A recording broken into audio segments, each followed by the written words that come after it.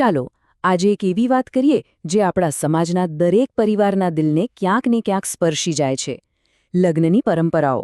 પણ શું થાય જ્યારે એક સુંદર પરંપરા ખુશીઓ કરતાં વધુ બોજ બની જાય? આજે આપણે એ જ બોજ વિશે અને એમાંથી બહાર નીકળવાના એક નવા વિચાર વિશે વાત કરીશું. આ કોઈ સામાન્ય ચર્ચા નથી, પણ એક સામાજિક અપીલ છે જે કદાચ આપણા સમાજને એક નવી દિશા આપી શકે છે.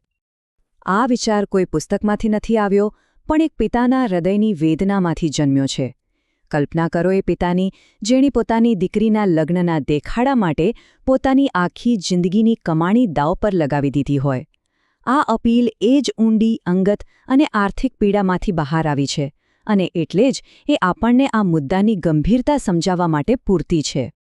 તો આખી વાત શરૂ ક્યાંથી થઈ? ચલો, આપણા પહેલા વિભાગથી શરૂ કરીએ, એક પિતાના આંસુ. અહીં આપણે એ મૂળ સમસ્યાને સમજીશું જેણે આ પરિવર્તનના વિચારને જન્મ આપ્યો છે. લગ્ન. આ શબ્દ સાંભળતા જ મનમાં આનંદ અને ઉત્સવનો માહોલ છવાઈ જાય, બરાબર ને? પણ આજે શું થઈ રહ્યું છે? આજે લગ્ન એક ઉત્સવ ઓછો અને એક સ્પર્ધાનું મેદાન વધુ બની ગયું છે. કોણ કેટલો મોટો ખર્ચ કરે છે, કોણે કેટલા દાગીના આપ્યા, કોનું ડેકોરેશન વધારે સારું હતું, બસ જાણે એકબીજાથી આગળ નીકળવાની હોડ લાગી છે. અને આ દેખાવની રેસની કિંમત કોણ ચૂકવે છે? પરિવારો. આર્થિક બોજ એટલો વધી જાય છે કે એક પિતા પોતાની આખી જિંદગીની બચત ફક્ત સમાજમાં દેખાવ કરવા માટે ખર્ચી નાખે છે. દાગીના આપવાની આ પરંપરા કેટલાય પરિવારોને દેવાના ડુંગર નીચે દબાવી દે છે. અને એવું બિલકુલ ના સમજતા કે આ દબાણ ફક્ત કન્યા પક્ષ પર છે.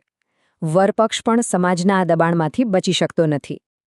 ચાલો આ જ વાતને થોડી વધુ ઊંડાણથી સમજીએ આપણા બીજા વિભાગમાં, જેનું નામ છે લગ્નોની સ્પર્ધા.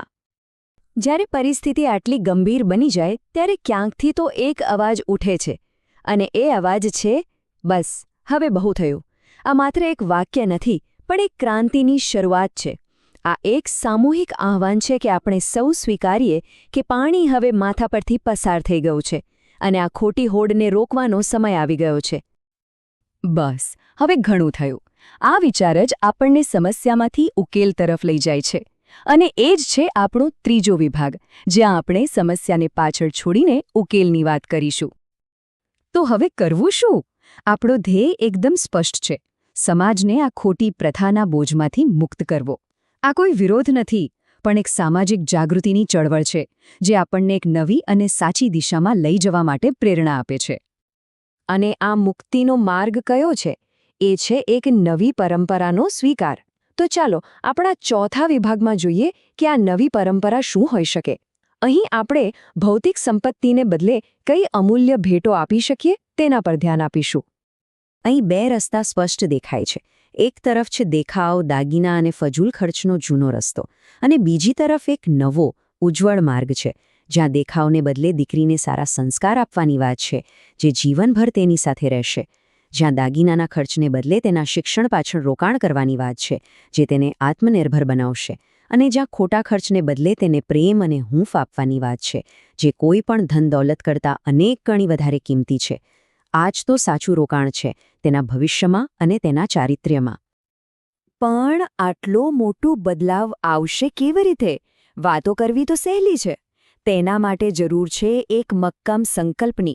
ચાલો આપણા પાંચમા વિભાગમાં જોઈએ કે આપણે સૌ આ પરિવર્તનનો હિસ્સો કેવી રીતે બની શકીએ. આ બદલાવની મશાલ જો કોઈના હાથમાં હોય તો તે છે નવી પેઢીના હાથમાં. જો આજના યુવાનો નક્કી કરી લે કે આ ખોટી પ્રથાને હવે આગળ નથી વધારવી, તો સમાજને બદલતા કોઈ રોકી નહીં શકે. આ આખી ચળવળનો આધારસ્તંભ યુવા પેઢી જ છે. પણ આ કેવી રીતે થશે?